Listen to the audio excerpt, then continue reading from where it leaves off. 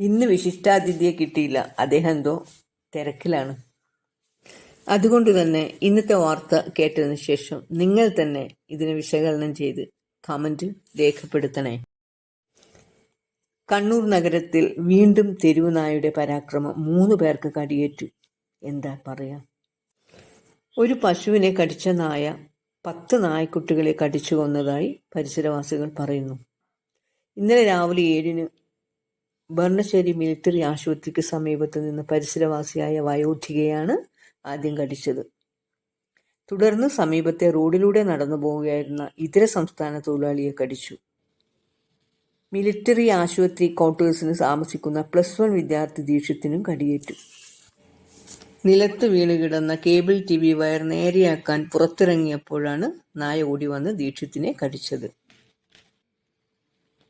കഴിഞ്ഞ മാസം 2 ദിവസങ്ങളിലായി 70-ൽ അധികം പേരെ തെരുവുനായ കടിച്ചിരുന്നു. ഈ വാർത്ത വിശകലനം ചെയ്ത് നിങ്ങളുടെ അഭിപ്രായം കമന്റായി രേഖപ്പെടുത്തണേ. വീഡിയോ ഇഷ്ടപ്പെട്ടെങ്കിൽ ലൈക്കും ഷെയറും സബ്സ്ക്രൈബും ചെയ്യണേ.